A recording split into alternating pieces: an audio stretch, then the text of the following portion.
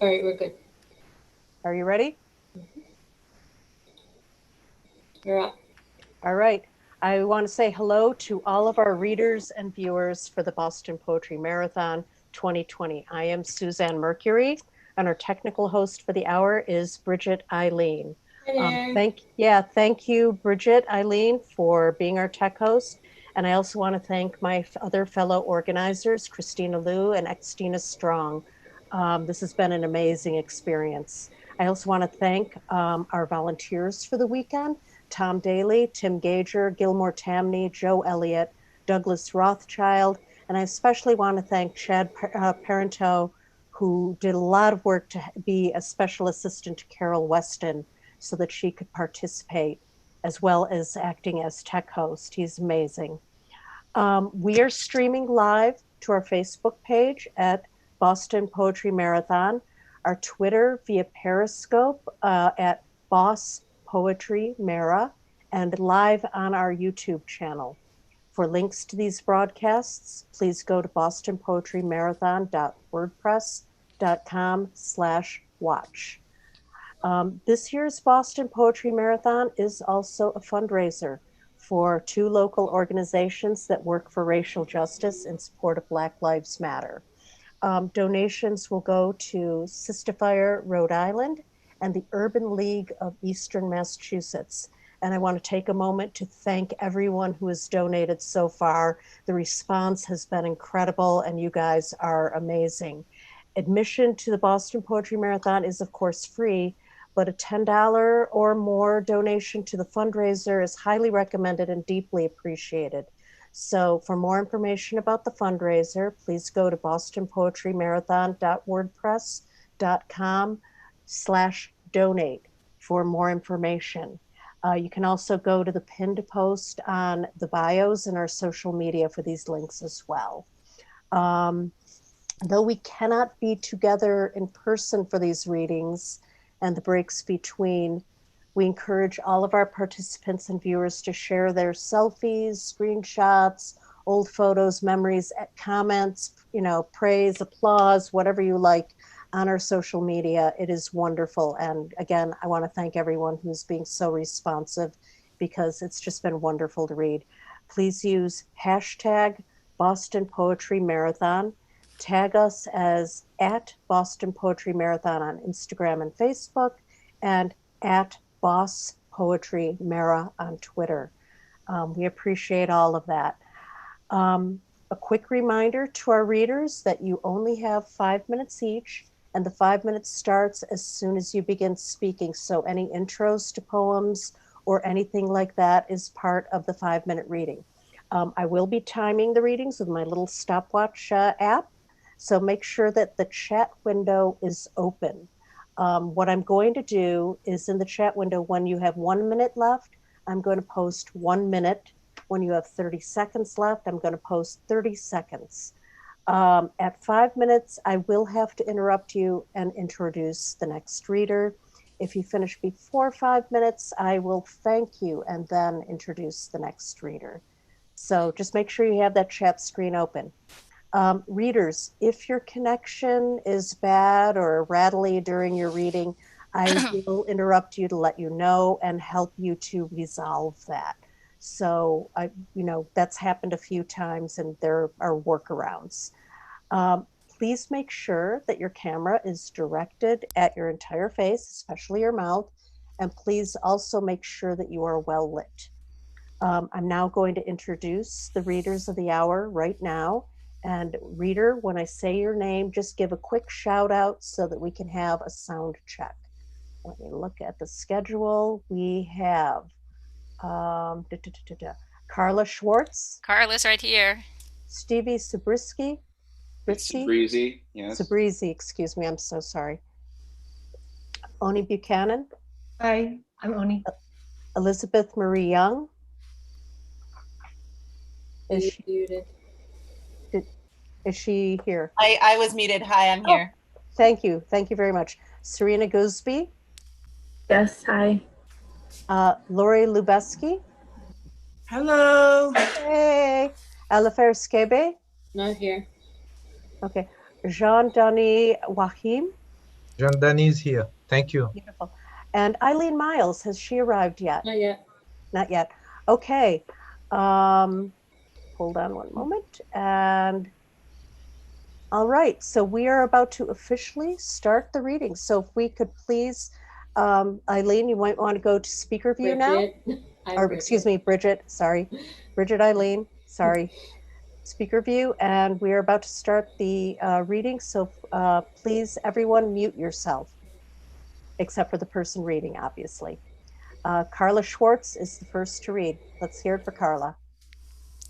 Hi, my name's Carla Schwartz. My website is carlapoet.com, and I'm going to start with a poem called It's a Golden Shovel, inspired by a poem by Dorianne Lux called What I Wouldn't Do. Her line is, cleaning houses was fine, polishing the knickknacks of the rich. And this is called Cleaning During a Pandemic, What I Wouldn't Do. Now I feel unfaithful while everyone obsesses about cleaning, wiping down doorknobs, whatever they use to enter their houses, maybe spraying the bottoms of their shoes too before they walk in. I was less fastidious about hand washing before. Now, after each touch, I wash to a fine round of the alphabet song, interleaving fingers, scratching palms, polishing thumbs in the cup of my hand. We keep saying we want to get it, the virus, sooner, so we don't clean the faucets before washing or the knickknacks we can no longer donate. Instead, we box them and store with hope for a future, a time of handshaking, hugging, eating out, the giving of goods to other survivors, the more needy, a time we hope is less desperate than rich. This next poem takes place during the Forsythia bloom in the Northeast, and it's called Forsythia Drive By. As I turn the curve on a lonely road, just past the bridge over the river, a man in camo stands in the lane where I would drive. In his hands, pointed right at me, the blunt end of a black barrel, and as I approach, I wonder if this is how it ends, or should I stop just short of him, or skirt around when he lifts the barrel away from me, and I see it's not me at all he wants to shoot. An owl, high in the tree, not caring how close I am, he aims his camera up as, quietly, I drive by, and in front of each house I pass, yellow wands blow me away. This next poem is called Anthem. It was the May 2019 Twitter Poetry Contest winner for Lunch Ticket.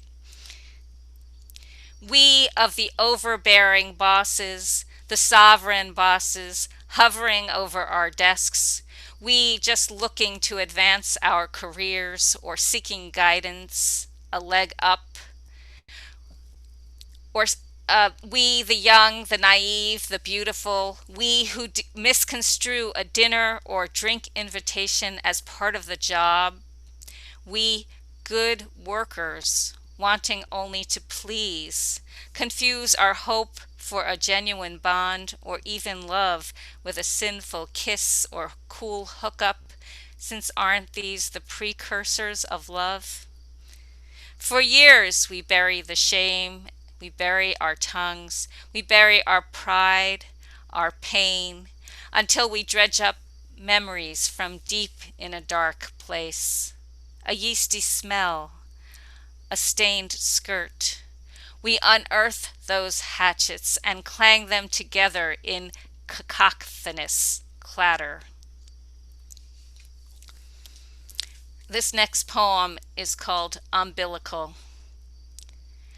I dreamt my son was safe downstairs. Outside my sleep, his friend appeared. The cat woke to and slinked behind the boy's bare feet with muted whines. The loud knocking shattered my wake, but seconds passed before I could make out what he meant, this best sentinel, by "he's not breathing." The needle, the fentanyl.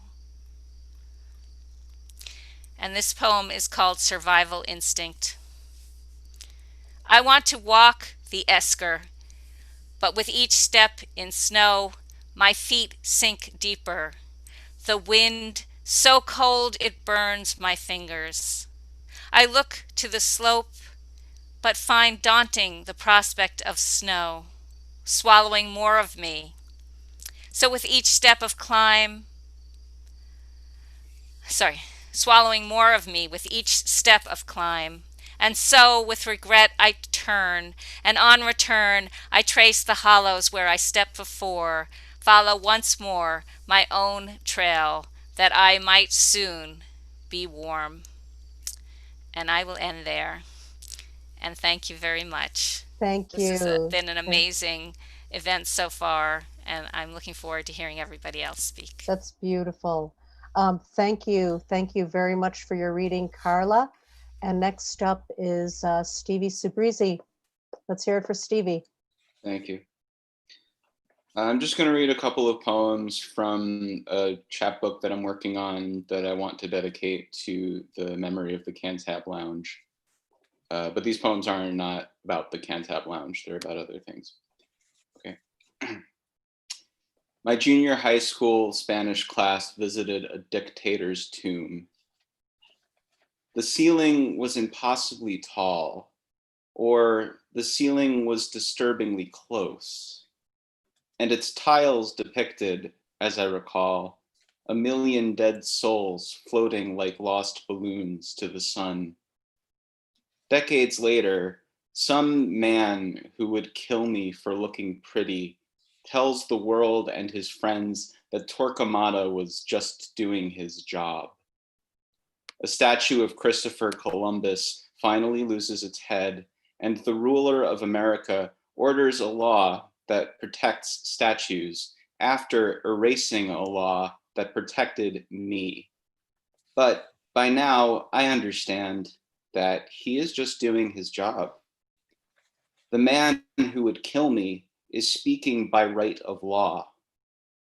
The journey to the sun is long and cold, but while I float on up in my bare feet, I will remember how time waited to drag the body of a tyrant from its seat in heaven, and I will punch a hole in the sky on my way to meet its Lord. And that was about Valle de los Caídos, which is a big monument to the Spanish Civil War that Francisco Franco commissioned and was interred in until just last year. They exhumed and put him elsewhere. Anyway, this next poem, I'll just close out with this one. It's called The Future of Juice. I give everything to this world and take nothing, my mother said to me as I sniffed containers of juice and at the sour sting of mold poured them out into the sink. I'm listening, I said. Meanwhile, the 7 billionaires who control that world were dancing a secret dance, commanding the course of juice futures and funding paramilitary forces deployed against the bodies of my friends. The morning was long, and the arc of karma seemed infinitely wide. In fact, barriers were already being erected to prevent it from ever coming around. By the time those walls were completed, my own body had been thrown into jeopardy, and my mother no longer recognized it and would not take it into her protection. The forces were out in their riot gear, guarding the markets and fighting the starving hordes for their right to kill. Yet still, those 7 billionaires, some now trillionaires, assured us all that the future of juice was secure. Thank you. Oh my God, that is beautiful. That was beautiful, Stevie. Thank you for your reading. And next up is Oni Buchanan. Hi, thank you, Suzanne. And thanks, Bridget, too. Can't see you anymore, but really appreciate that you guys organized this. Oh, So I thank will you. just read 2 poems. Oh, there I see you. The first is inspired by the most resilient micro animal, the tardigrade, and which is also called the water bear. And so you'll hear a water bear in here. It's called Sunshine Bear. What a beautiful day. The Sunshine Bear is nesting in its woven sun hat, halo made of loosely woven twigs. The Sky Bear smiles on a rainbow. The Sky Bear lounges on a cloud. What a beautiful night. The Moon Bear chasing a dog, chasing a tennis ball. Everything moves a different speed. A deep, cold river, a river made of lunar tar. The Drop Bear excels at surprise, an ambush that begins at blissful ignorance and ends in unmitigated gore. What an opportunity, what a dark, thorny forest, what an icy apocalypse. The water bear wrings out all its insides to become a curl of dust. A day, a century, an eon, an oblivion. The water bear reconstitutes its desiccated self when it feels like it and not a moment before. The fire bear forges swords of igneous rock against a diamond anvil. The fire bear scrapes the charcoal grate. The ash bear drags a rake through its ember garden, smooths out the granular remains. And I'll just read one more. It's called Hardened Resins Are Called Tears.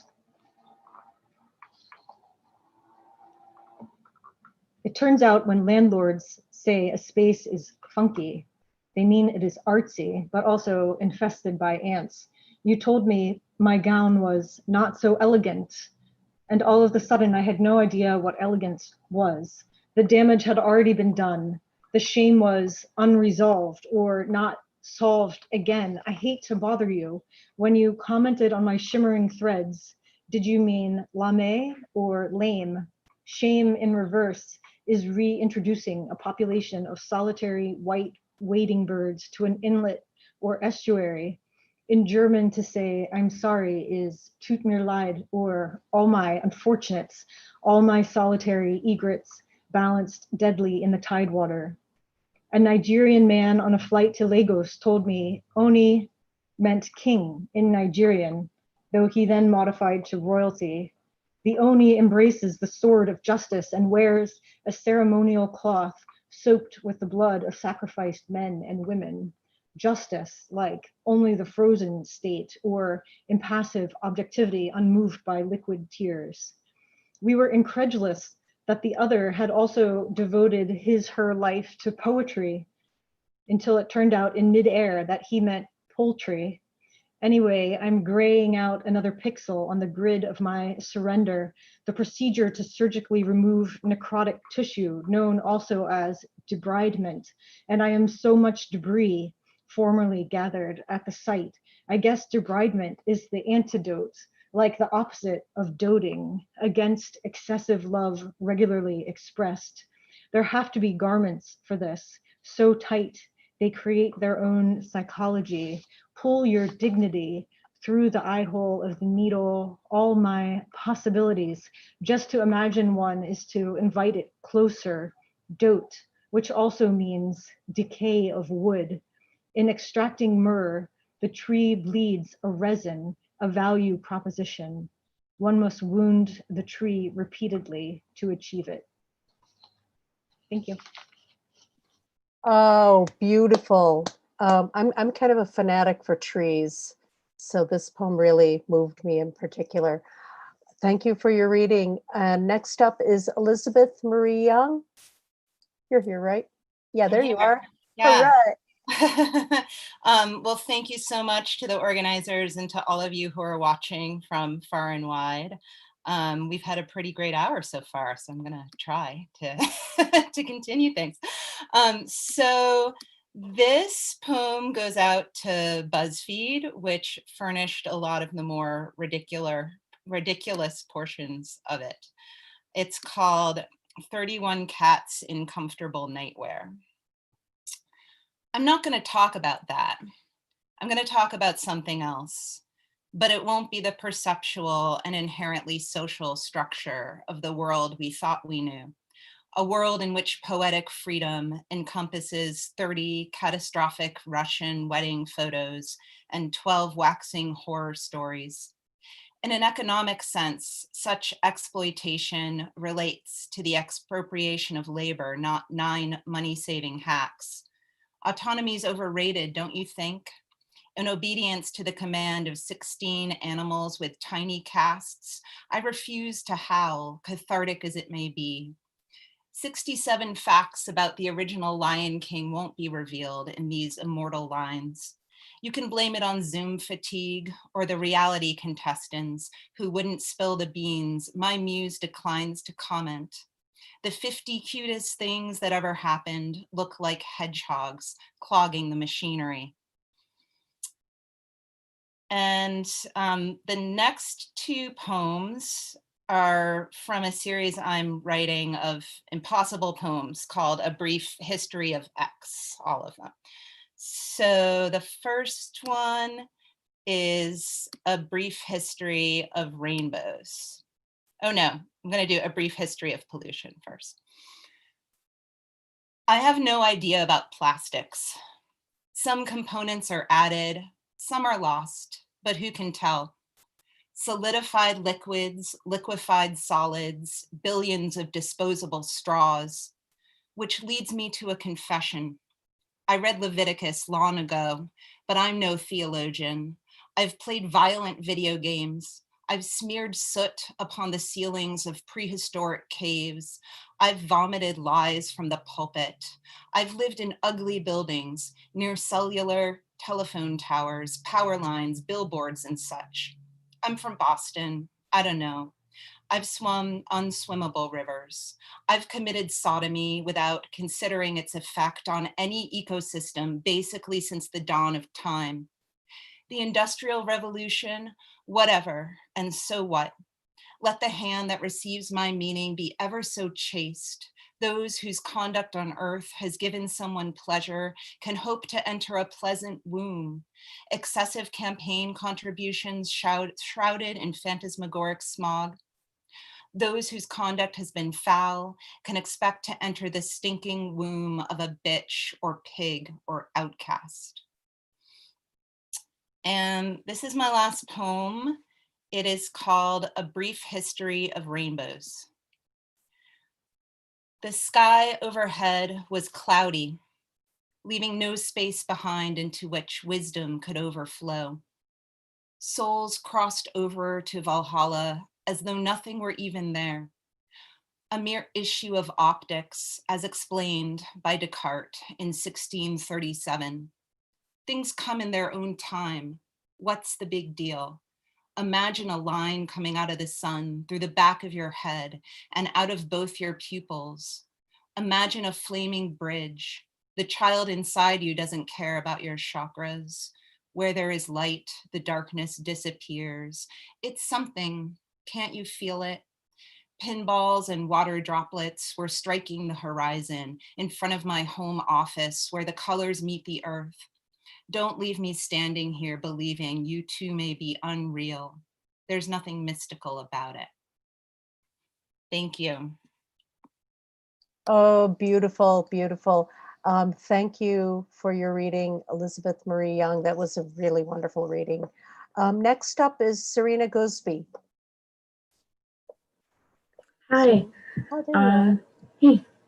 I'm happy to be here. Thank you to the organizers, the Boston Poetry Marathon. So I just have one poem that may just take up the whole time. It's called Home. And I wrote this the day before Breonna Taylor's birthday. And I had performed it on her birthday, but after her birthday, there was a lot more Black women that were on my mind. So I just wanted to take the time to say their names. Zoe Breonna Taylor, Dominique Fells, Brian Milton, Toyin Salel, Sandra Bland, Corin Gaines, Tatiana Jefferson, Kayla Moore, and many other Black women and trans Black women that we have lost through police brutality, racism, abuse, and more. So this is my poem called Home. Okay. Smile from the heaven, girl. I see you feeling free, free, and freer than you have ever felt on this ground.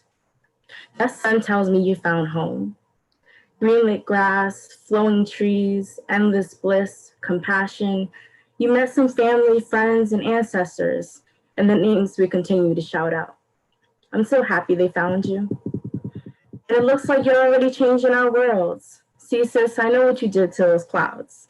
I know you showing out, claiming the space you deserve, not apologizing for it. Your comfort is felt as you hug us with the sky, and it can't shake your magic, your grace. Your crown is immovable, expanding just as much as your light. And so bright you are, so bright. The shine makes the pain lighter. Even up there, you give us a reason to smile. We're still calling your name. Oh yeah, we can't let this go. Not like this. We're not tired of fighting for you.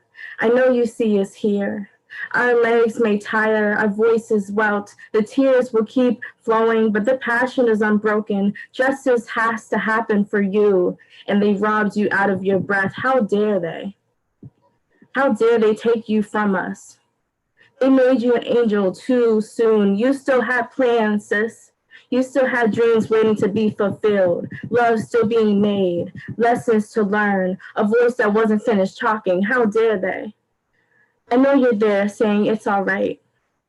You got your loved ones too. They're family now. We can't let this go. No, we see them feeling your absence too soon. We see their eyes overflowing with tears you can't wipe. We see their wounds open, untouched, wounds you're known to heal. Your way of healing is gone, waiting for justice that seems so far, far away, but we won't stop. Our strength is enough to carry them in your memory. Don't worry about that. Just keep doing what you're doing. Let heaven see you shine, sis. Shine, sis. Shine, sis. I won't let them forget your Black skin, your posture, your laughs, your sincerity, the way you care for people, the way you nourish our souls. How dare they take someone so essential? I can't let this go. I know this pain over and over, over and over, over and over again. But we'll get this right. Your light is helping. Keep shining. I'll make them stare at the sun hard until they see you waving, until they see you flying, until they see you not being here, not breathing is a problem. Thank you. Thank you. Thank you. Serina, thank you. That was a beautiful reading. Next up is Lori Lubeski. Hi, everyone. Just wanted to express my gratitude for having a place to be heard and included amidst this chaos in the world right now. And I wanted to read something from my new book called My Original Enthusiasm, about not feeling included and not feeling heard in the school experience. And a big hello to Jim Burley and sending my love, 5-minute hello. Be quiet and quit while you're left behind. Glaringly sentimental orders where land reaches shore, and I never understood who really discovered America. Swept away without words in the tunneling melancholy of random exploration. Instead, I can only imagine the expression on the face of the private pirate awaiting extradition. The world rotates on internal divinity. Without regret, I've sung this song at the risk of offending the unenlightened teachers. Every word a horror story of unimpressive dictation. In my throat, rising words demand attention, yet I'm only able to hear the collapsing sound of angel wings. During math class, hang your head low so as not to be called on. When looking down, paved reflection breaks and your desk comes hurling at you with utmost intensity. Instead of bracing yourself and riding it out, you imagine paramedics tending to the wounded chief whose throat has been slashed by a glorified pilgrim. While I'm being accused of not listening, it's merely because I can only hear the impaled voices of those being forcefully marched away from where they love. And this next section is called Reincarnation.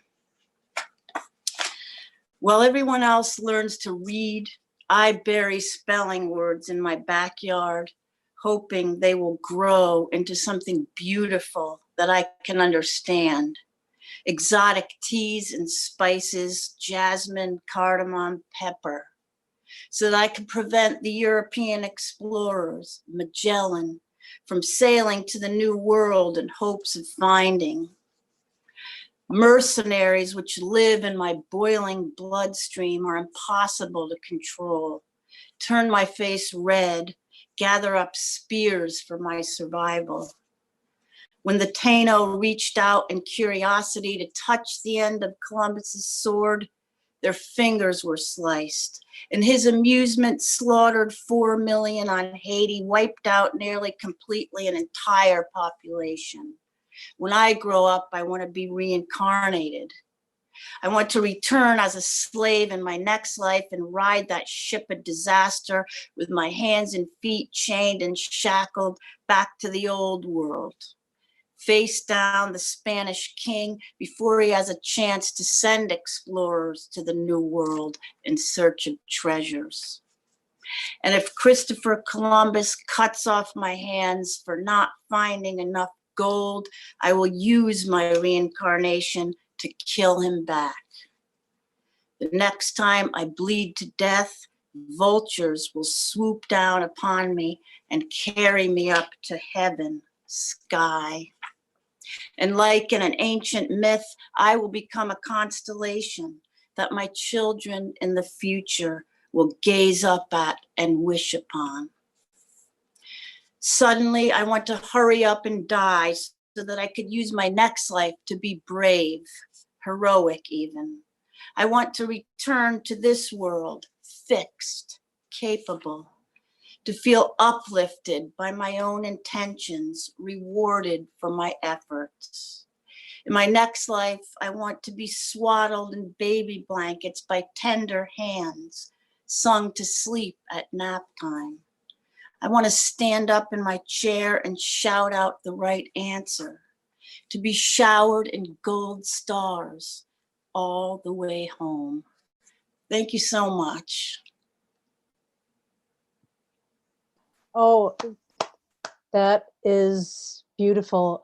Thank you, Lori Lubeski, for your wonderful reading.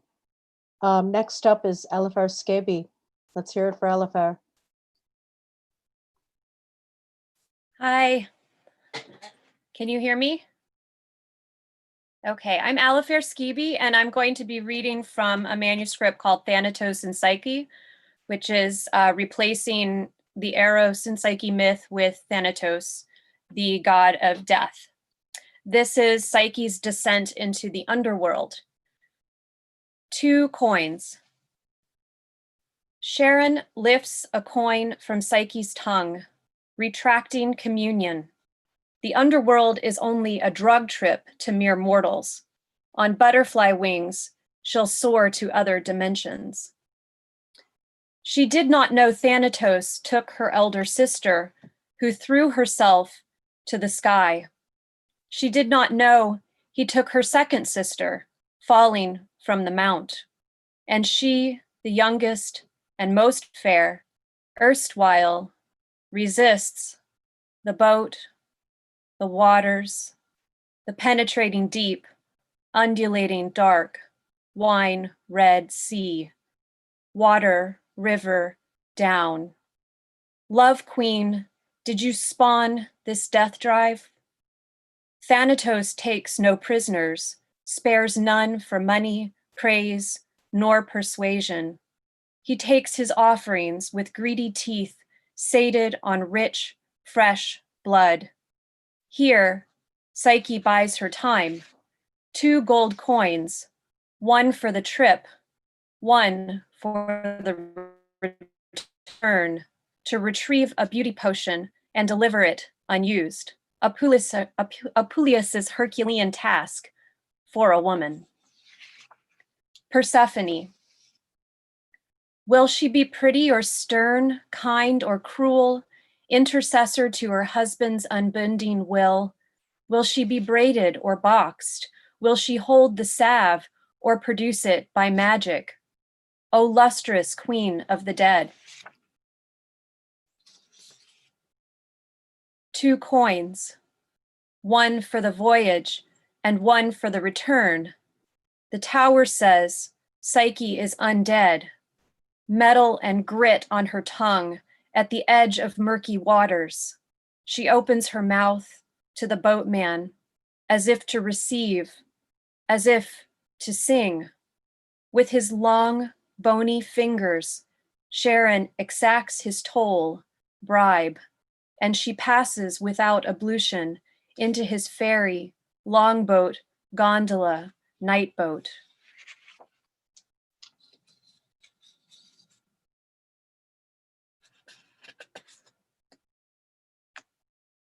Waves lap against the boat, the soporific waters, the forgetful waters, a space of in-between. There were no beatings, not physical anymore, but a lack. I was not perfect. I was not beautiful.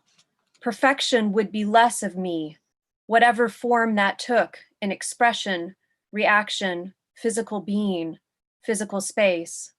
Thus, I sought to pare away my being, starting with the breath, to hold it in, to create a limit between myself and the external world beyond my body, to limit my expression, to hold it all inside.